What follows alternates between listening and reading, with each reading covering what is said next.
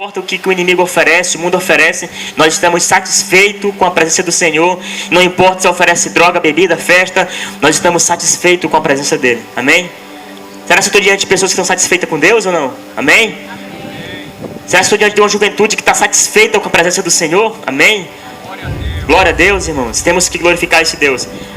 Aqui no livro de Jonas é um livro muito pequeno, gente. São somente 4 capítulos. E nesse livro traz grande ensinamento para nós. Eu vou ler aqui um versículo para vocês. 2 versículos, na verdade. No primeiro capítulo de Jonas diz assim, ó: a palavra do Senhor veio a Jonas, filho de Amitai, dizendo: levante-se, vá à grande cidade de Nínive e pregue contra ela, porque a sua maldade subiu até minha presença. Aqui Deus dá uma ordem para Jonas ir até uma certa cidade levar a palavra. No capítulo 3 vem assim: a palavra do Senhor veio a Jonas pela segunda vez, dizendo: levanta-te, vá à grande cidade de Nínive e pregue contra ela a mensagem que eu lhe darei. Quem conhece a história, levanta a mão. História de Jonas. Seja sincero comigo.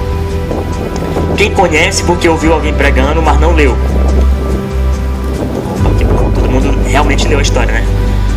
A gente às vezes conhece uma história porque o pastor pregou na igreja, porque alguém leu. Mas às vezes a gente não lê a própria história. A gente não consegue enxergar algo ali. Então, da mesma forma como Deus ele traz revelações da palavra para o pastor que está pregando, ele pode trazer para vocês também. Sabia disso? E para a gente começar essa pequena mensagem aqui da história de Jonas, primeiro eu percebi que essa característica de Jonas é uma realidade da igreja. O pastor sabe do que eu estou falando. Hoje não é fácil encontrar jovens, homens e mulheres dispostos a trabalhar no reino dos céus. Verdade ou mentira? Verdade? É fácil encontrar alguém que quer pregar a palavra, que quer levar a palavra? Não. Se aqui do lado tivesse um jogo de futebol, campeonato, será onde tinha mais gente? Aqui ou lá? Lá tinha mais gente, porque a gente está fazendo o que em Romanos 8 fala para a gente não fazer: cumprir com o desejo da carne. Eu escolhi esse texto porque o nosso tema, falando com a Thaís, era despertar. A Thaís falou assim: Beck, qual é o tema? Eu falei assim: vamos falar de despertamento? Sabe por quê? Porque hoje a gente está vivendo numa época igual o rapaz ali, ó. A gente está assim, abrindo o braço. Não que não seja, não pode, viu, cara? A gente está abrindo o braço e está... parece que a gente está com sono. Só que esse sono não é um sono físico, é um sono espiritual. A gente parece que está dormindo no ponto. A gente está vivendo numa cidade, numa rua, onde as pessoas precisam ouvir a palavra de Deus, e nós estamos como luzes apagadas dentro da nossa cidade. Um cristão, querido, ele precisa ser relevante. Um cristão que não é relevante, ele é um cristão morno. A Bíblia diz lá em Apocalipse que quando você não é nem quente nem frio, você é o quê? Morno. E Cristo fala assim: estou a ponto de vomitar você.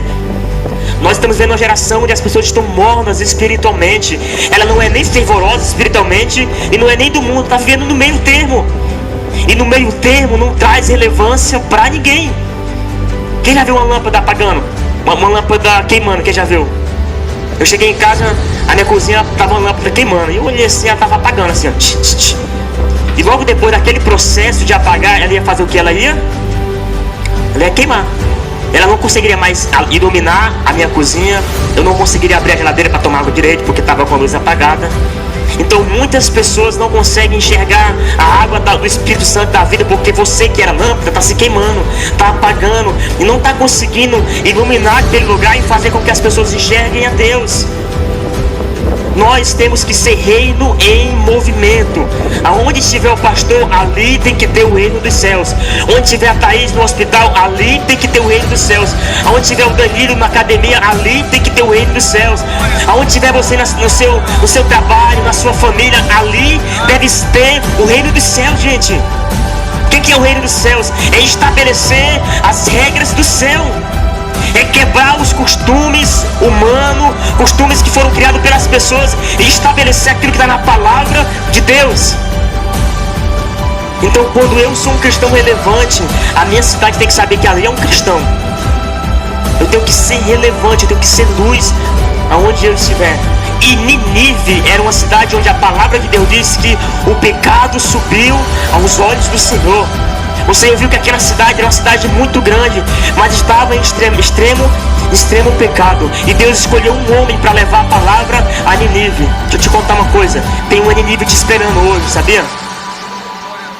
Tem uma Nínive esperando cada um de vocês para levar a palavra de Deus. Mas infelizmente, assim como aconteceu com Jonas, está acontecendo com nossa geração. Deus fala: levanta-te, dizendo o Senhor, levanta-te, vá à grande cidade de Nínive, que eu quero que você pregue lá. O que Jonas fez?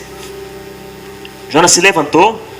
Ele diz assim, Jonas se levantou, mas para fugir da presença do Senhor, para Tarsis. Deixa eu te perguntar uma coisa. Será se você não está hoje em Tarsis? Será se você hoje não está fugindo da presença do Senhor? Quando o pastor fala assim para vocês: irmão, queria que você trabalhasse no marketing da igreja. Você começasse a publicar foto, falando que tem culto tal hora, e você fala que vai fazer e não vai. Você foge para Tarsis. Você está deixando de cumprir o teu propósito. Quem aqui acha que é um acidente? Não, eu nasci por acidente, eu não tinha que ter nascido. Tem alguém que pensa assim ou não? Eu acho que não. Até mesmo as pessoas que falam assim: meu Deus, eu não queria engravidar, engravidei. Irmãos, Deus tem um propósito para cada um de nós. A pessoa que lava o banheiro da igreja, o que prega lá no púlpito, o que está orando, todo mundo tem um propósito. E quando você foge do propósito, se prepare para viver uma tempestade na tua vida. Tem gente hoje vivendo uma vida frustrante, uma vida de tempestade, porque se levantou, tem preparo, mas não tem disponibilidade.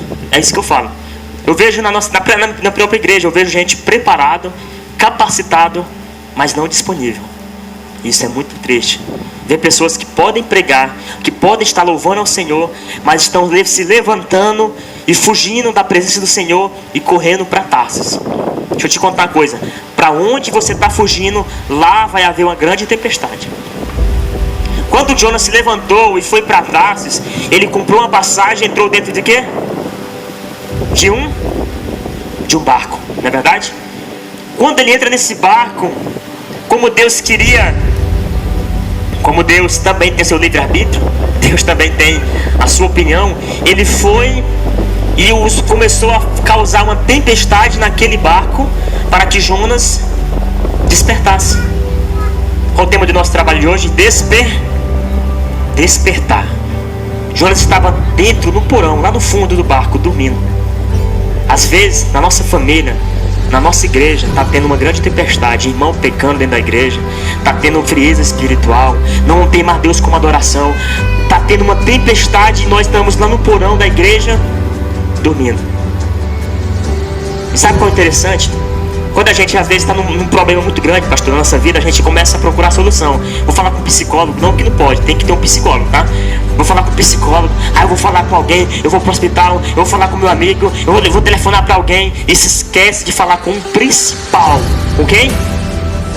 A Bíblia diz que quando a tempestade começou, todo mundo começou a clamar o seu Deus. Cuidado para você não estar tendo outro Deus que não seja o Deus de Israel, o Deus Todo-Poderoso. Muitas vezes, sem perceber, a gente começa a buscar a solução nos nossos deuses, os nossos altares que nós levantamos dentro do nosso coração. A gente pensa que idolatria só é adorar a imagem. Cuidado, viu? Se você passa mais tempo no celular do que fazendo outras coisas, teu Deus é o teu celular. Tem mulher que passa tanto tempo no espelho, tirando foto, fazendo quadro na sua casa, que o Deus dela é ela mesma. Não tô brincando, isso é verdade. Nas redes sociais eu conheço uma menina, conheço várias meninas que o Deus dela é ela mesma. Eu sou linda, eu sou aquilo, eu sou top, eu não sei o que lá, eu sou... Gente, ela se engrandece que... Deus me livre, se ela morreu, muda a cara talvez. Tadinha, sabe? Não sabe que ela é, como diz a própria palavra, pobre, cega e nua. Pó da terra. Do pó veio, do pó voltará.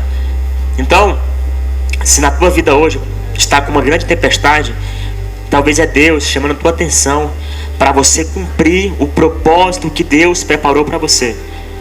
Talvez aqui eu estou enxergando pessoas que vão ser missionários, pastores, pessoas que vão ser relevantes na sociedade, mas para isso precisam despertar.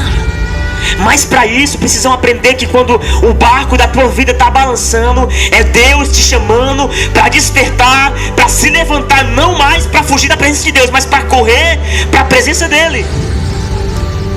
Eu li 2 textos, no capítulo 1 e no capítulo 3. No capítulo 3, o que aconteceu? A Bíblia diz assim: Deus, a palavra do Senhor veio a Jonas pela segunda. Vou ficar no sol mesmo, porque eu gosto do sol, vitamina D. Na segunda chance, foi o que aconteceu com Jonas. Talvez você que está aqui hoje desperdiçou a primeira chance, mas Deus sempre deu a segunda chance. Deus sempre tem a graça, Ele nos dá uma oportunidade de fazer tudo diferente. Guarda essa frase aqui, ó: não importa como você começa, mas como você termina. Ah, eu comecei errado, minha vida tá uma bagunça. Termine certo então. Comece a reescrever a tua história. Comece a se posicionar como cristão. Começa a fazer a vontade de Deus na tua vida. Eu estou vendo aqui pessoas que talvez tenham 16 anos, 17. Não é verdade? Por aí? Esses aqui eu acho que tem 15, 16, 17. E Deus já tem propósito para vocês, sabia? Na escola de vocês, falo isso por experiência, na escola de vocês tem gente que estão se cortando aqui no braço. Na escola de vocês tem gente pensando em se matar. E você, como cristão, está ali na escola com a luz apagada. A luz que é a tua vida cristã. Talvez dentro da tua casa tem gente pensando em suicídio, gente com depressão, e você não está sabendo. E quando numa casa há mais treva do que luz, as trevas engolem a luz. Mas quando Deus resplandece dentro do seu coração, na sua vida, meu irmão, a treva que está perto de você vai ser engolida pela luz da palavra de Deus. A luz que está dentro de você, ela não permite trevas administrar aquela casa. Agora aquela casa vai ser administrada por Deus, porque você é luz. Gente, quantas 1000 pessoas não tinham em Nínive? E Jonas era só um rapaz, mas ele era cheio de Deus, cheio da presença de Deus. Então a luz pequena que estava em Jonas foi suficiente para engolir uma multidão de trevas que estava em Nínive. Você não é tão pequeno assim, querido. Se Deus estiver em você, você é muito grande. Agora não importa se você se acha grande, se Deus não estiver em você, você é só um pobre pecador. Toda vez que alguém te elogiar, porque você pregou bem, porque você fez aquilo, diga assim: não sou eu que vivo, Cristo vive em mim. E quando Cristo vive em nós, irmãos, o negócio começa a andar. Você começa a pregar melhor, você começa a louvar com adoração de verdade. Não por você mesmo, mas pelo Cristo que vive dentro de você. Não há méritos em nós, irmãos. Pela graça sois salvos, isso não vem de vós, é um dom de Deus, para que ninguém se glorie. Não foi vocês que escolheu a Deus, foi Deus que escolheu vocês. Vocês, pelas próprias vontades, nunca escolheriam Deus, o caminho certo. Mas Deus olhou para vocês e escolheu vocês para cumprir um propósito, para ir para Nínive, para levar a palavra de Deus, para ir na casa de vocês, na escola, na quadra, no campo, ser luz aonde vocês estão. Deus causou uma grande tempestade no barco para despertar Jonas do sono profundo. Então, vou falar uma coisa para vocês. Se a vida de vocês está virando uma bagunça, muitas vezes é Deus derrubando o que você construiu e levantando algo grande para você cumprir. Amém? Interessante essa história, o final